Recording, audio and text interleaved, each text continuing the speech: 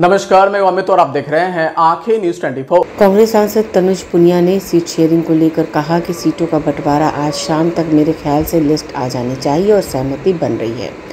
सभी पार्टी और सभी दलों के बीच में बहुत ही शांतिपूर्ण ढंग से मेलजोल के भाव से यह तय कर लिया गया है और फाइनली एक दो चीज़ जिस पर चर्चा चल रही है वो फाइनल हो जाएगा। तेजस्वी की मुख्यमंत्री का चेहरा मान दिया गया है।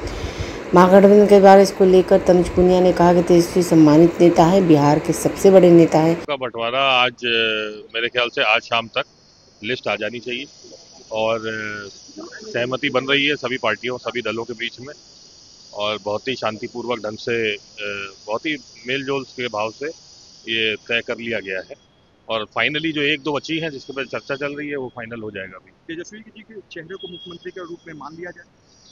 तेजस्वी जी सम्मानित नेता हैं, सबसे बड़े आपके यहाँ बिहार में माना जाए उनको, लेकिन कौन मुख्यमंत्री बनेगा ये तो जब सर्वदलीय बैठक होगी चुनाव के बाद वो तय करेगी। कांग्रेस ये अभी नहीं मान रही है। नहीं, कांग्रेस की बात अलग।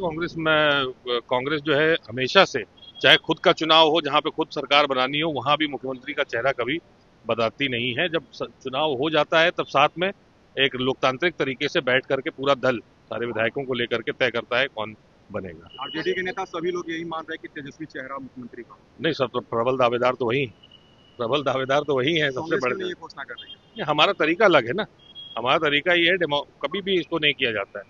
चाहे आप हिमाचल में देख लीजिए, चाहे आप कर्नाटका या तेलंगाना में देख लीजिए, जब सरकार बन जाती है मतलब बहुमत आ जाती है तो फिर उन सबको बैठ करके फिर तय किया जाता है। तेजस्वी ने खुद को मुख्यमंत्री और उप मुख्यमंत्री वीआईपी प्रमुख मुकेश सहनी ने कर दिया। मुकेश सहनी को मानते हैं मुख्यमंत्री? अब वो सब तय बाद में किया जाएगा।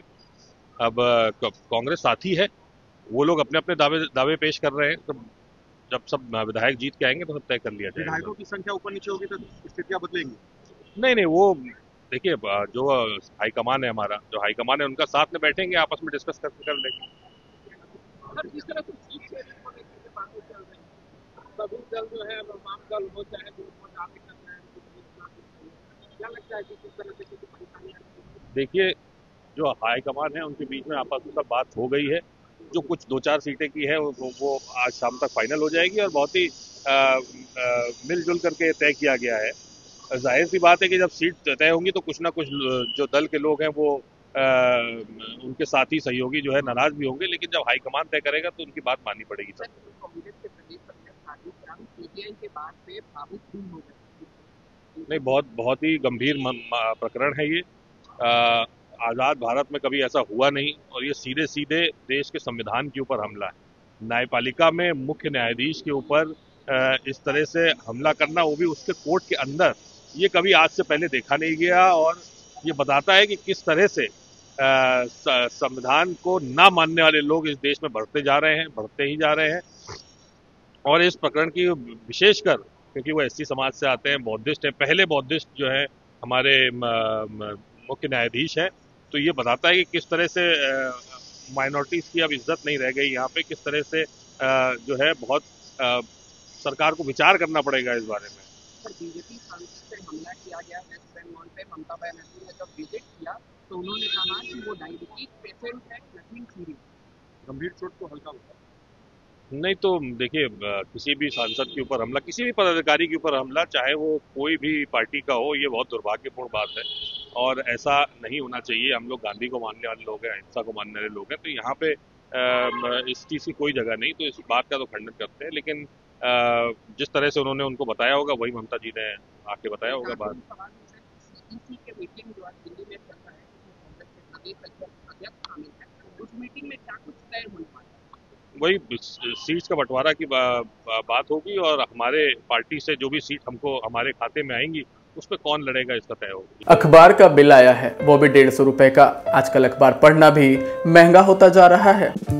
अरे बस इतनी सी बात? हाँ, अच्छा ये क्या है? ये है बिहार झारखंड का उभरता हुआ न्यूज पोर्टल, जहाँ मिलती है देश दुनिया, बॉलीवुड और खेल से जुड़ी सारी खबर, वो भी बस एक क्लिक पर। अच्छा हाँ, अगर आपको भी रहना है न्यूज से अपडेट तो आज ही सब्सक्राइब करें हमारे न्यूज पोर्टल को। आंखें न्यूज 24, नजर हर खबर पर। अगर आपने अभी तक हमारे चैनल को सब्सक्राइब नहीं किया है तो हमारे चैनल को जल्द से जल्द सब्सक्राइब करें, लाइक करें, शेयर करें। राजधानी पटना में कई वर्षों से शिक्षा में उत्कृष्ट योगदान दे रहा है Lohia Nagar mount Carmel high school Kankarbagh Patna, जहां नर्सरी से कक्षा 12वीं तक की होती है पढ़ाई।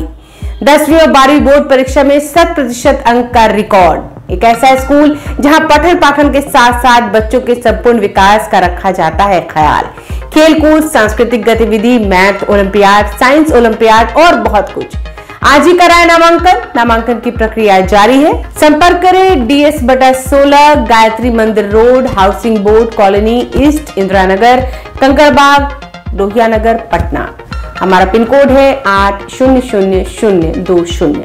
पटना में कई वर्षों से शिक्षा में अहम योगदान दे रहा है Gyansthali high school Alamganj Patna city, जहां 10वीं और 12वीं की बोर्ड परीक्षाओं में 100% अंक प्राप्त कर रहे हैं बच्चे।